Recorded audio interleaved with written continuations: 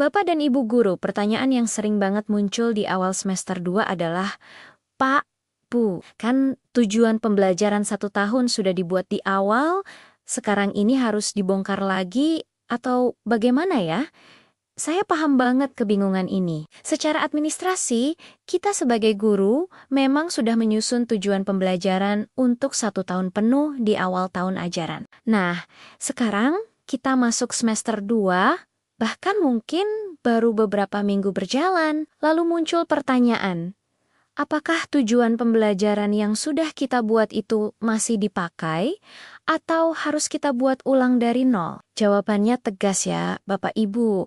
Tujuan pembelajaran tahunan itu tidak perlu dibongkar. Yang perlu kita lakukan adalah menyesuaikannya secara kontekstual. Jadi, Bapak dan Ibu tidak salah kalau tidak membongkar dokumen perencanaan tahunan itu. Yang kita sesuaikan adalah tujuan pembelajaran jangka pendeknya, yang lebih relevan dengan kondisi murid saat ini. Seringkali, kita merasa lelah karena mencampur adukkan dua level tujuan ini.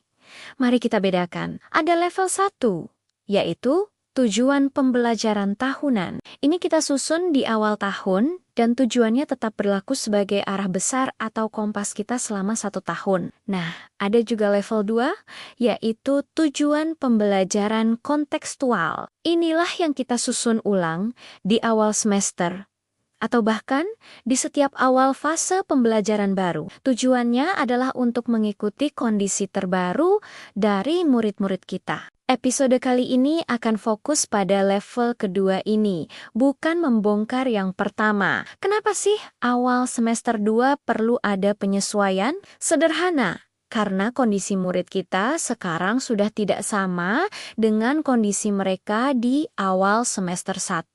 Ada banyak faktor yang memengaruhi. Misalnya, hasil rapor mereka yang baru saja dibagikan. Ada juga kejenuhan belajar yang mungkin muncul, atau perubahan dinamika di dalam kelas, serta kesenjangan pemahaman antar murid yang mungkin jadi makin terlihat jelas. Prinsip kuncinya begini, Bapak Ibu.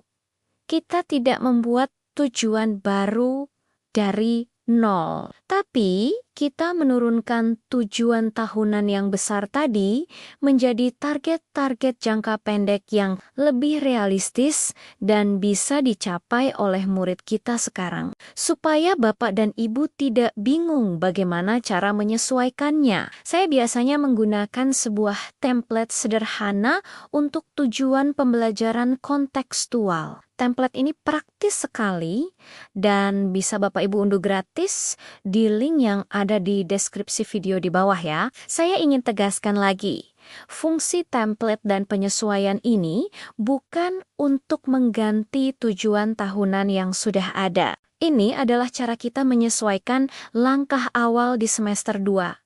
Agar tidak ada murid yang tertinggal dan semua bisa memulai dengan pijakan yang pas. Nah, kalau tujuan pembelajaran jangka pendeknya sudah kita sesuaikan dengan kondisi real murid di kelas, barulah kita bisa bicara soal strategi dan aktivitas belajar yang paling efektif untuk mereka. Dan itulah yang akan kita bahas tuntas di episode berikutnya. Terima kasih sudah menonton, jangan lupa unduh templatenya dan sampai jumpa di video selanjutnya.